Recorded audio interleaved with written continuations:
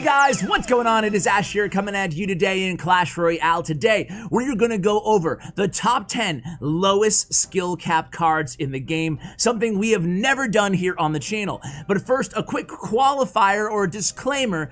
If you use these cards, it does not mean that you're a bad player or that you're a noob. The meaning of low skill cap, at least for this video, in my mind, is cards that you can use and just get value from simply by placing onto the arena. Not a lot of strategic play involved, not a lot of, necessarily kiting or pro timing and precision. These cards, when used in the right situations, just don't require a lot of skill. You can simply just place them and watch them do their thing in the arena. So in good fun, guys, don't take this too personal. Let's go ahead and get to the list, but before that, Dancing Goblin.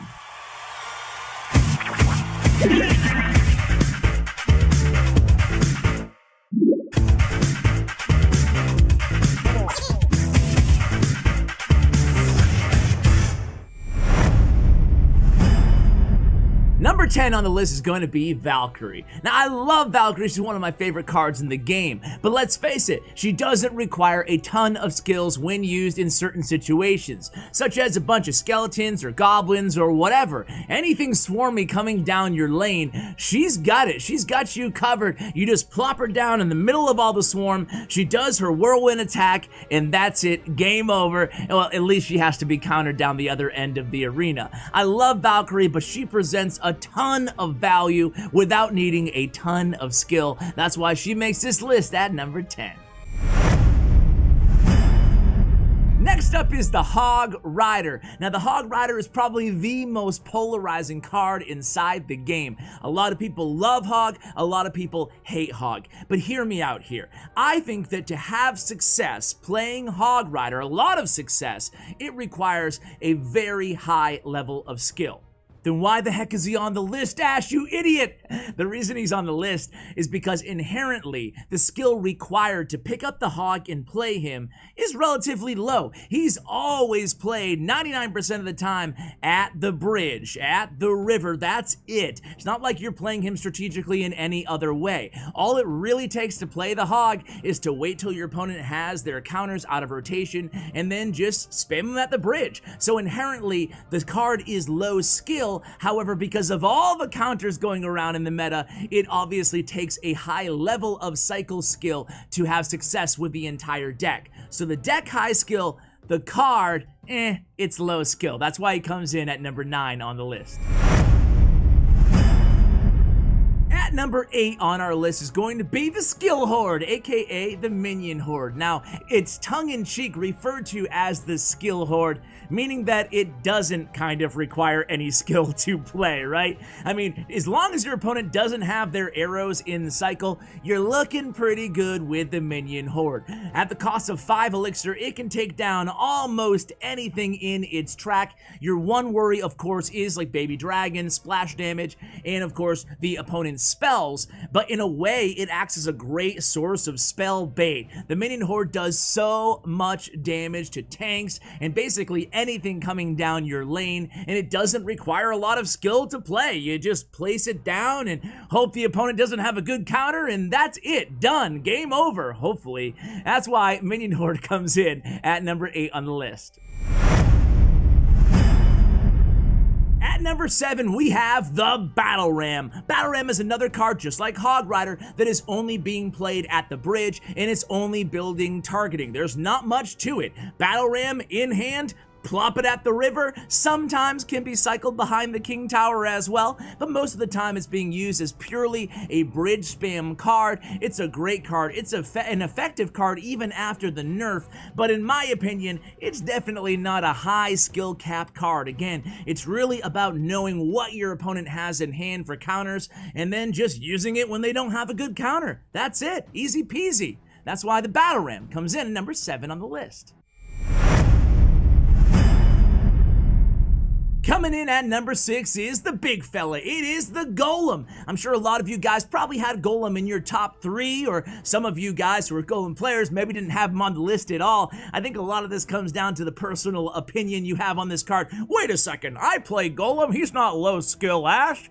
Well, in truth is that the Golem, to have, just like a lot of these cards like Hog Rider, to have a lot of success with it, of course you need skill. There's a reason that monkeys in Flobby and Royale are consistently at the top of ladder, and there's not a lot of other people that high, because there is a certain threshold where you can have a lot of skill with the card. However, to pick it up and play it behind your king tower when you know your opponent's win condition is out of cycle, or you have the elixir lead, which is the 2 scenarios, you're probably going to be dropping your Golem. I mean, after that, it's just use your Princess's Tower's health as a resource, and then support your Golem with the best support cards given the deck that you're facing. That's it. It's a pretty easy card to play. It doesn't get too much easier in terms of the amount of skill that you need to place it down on the arena than the Golem. You place it, you build the push, done. Wash your hands, good game. That's it. 3 crown, done, over, game over.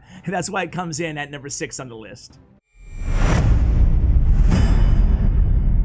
Moving on to number 5, it is everybody's favorite card to hate, or maybe the second favorite card to hate now. I think it's been really overshadowed by the Elite Barbarians, but today, at number 5, it's going to be the Royal Giant. Now, Royal Giant still does an incredible amount of damage, and let's face it, even with the rework, it is still one of the most annoying cards, because unless you have a very strong defense, or an Inferno Tower, something that you can really counter the Royal Giant with, he's just guaranteed damage. And he's so slow and has so much HP that he just sits there with his cannon and he's just like, boom, 300 damage. Boom, 300 damage. It's just the way the mechanics of the card just tend to lend a little bit of, I don't know, credence to the fact that he is annoying and he is low skill cap. Let's face it, you place him there and then you support him with a furnace or for some fire spirits or maybe even a lightning. You choose your support cards wisely and you're going to have success with the Royal Giant. That's why he certainly deserves a spot in the top 5 here on the list of low skill cap cards.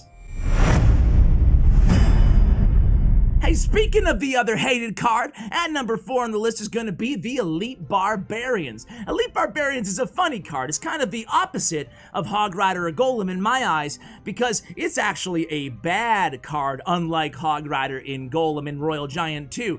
Elite Barbarians suck, but when they're over leveled and you spam them with rage when your opponent just doesn't happen to have a good answer to two disgustingly fast and strong Elite Barbarians in the lane with rage, well, your tower's down. They can be so annoying to face for that reason, especially when they are over leveled on ladder. Let's face it, this should be at the top of the priority list in terms of a card rework for the Clash Royale team at Supercell, just because, I mean, they suck. They are one of the worst cards to draft. They're one of the worst cards to play in a grand challenge or at the top of ladder. However, when over leveled, they're still disgustingly overpowered and annoying and low skill in some situations. That's why they come in at number 4 on the list.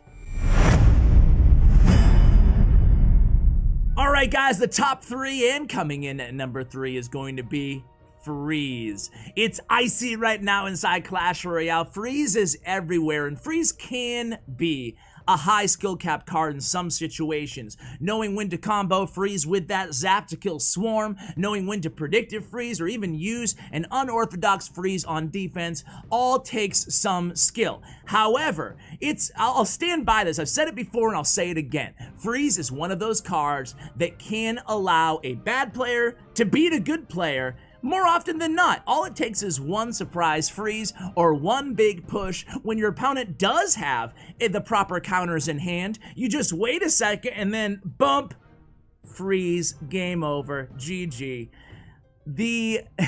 I don't know if it's the tackiness of the card Freeze. By the way, I'm a Freeze fan, but there's definitely a case to be made that it is one of the lower skill cap, one of the sleazier cards in the game. When you use it, you take your opponent by surprise. They've played perfectly the entire match, but you can win. Or maybe you played perfectly the entire match, and then boom, one freeze from the opponent, game over, GG, minus 30 trophies, have a nice day. That's why freeze comes in at number 3 on the list.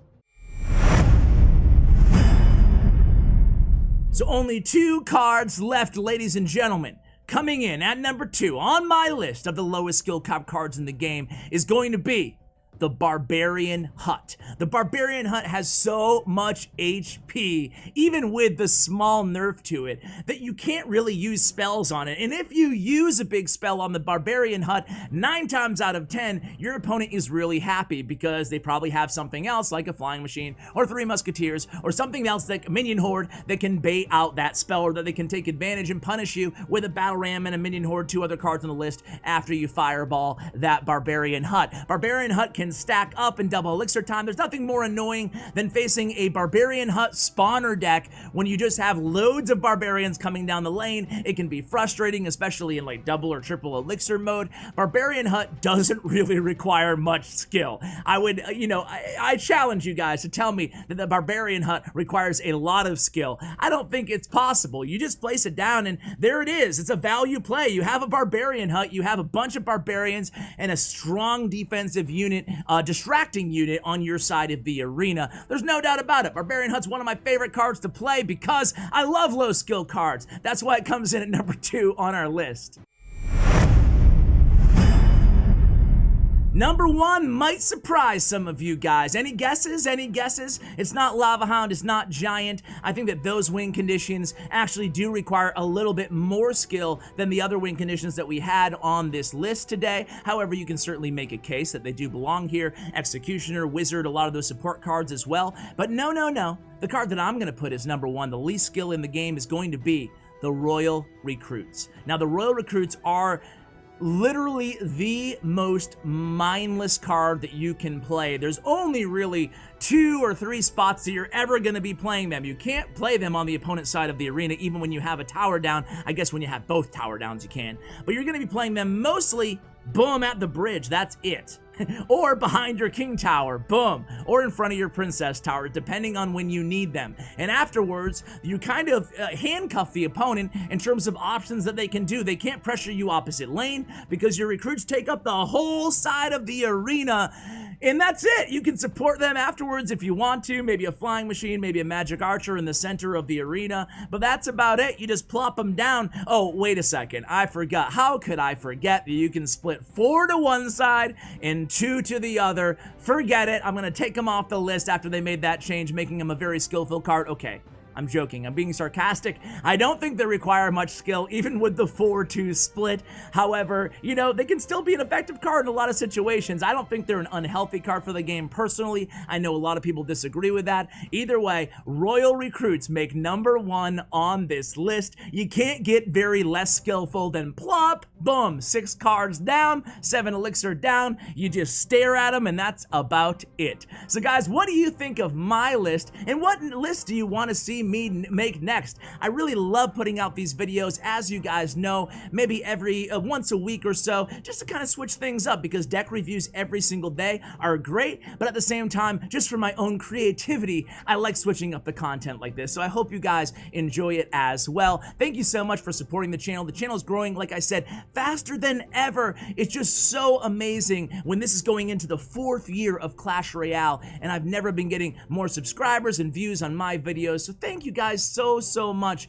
I really appreciate it. So guys, that's gonna do it for today's video. Shout out to Stats Royale and Bren Chong, my YouTube partners. Check out their information in the description below. Thank you, and as always, take care, guys.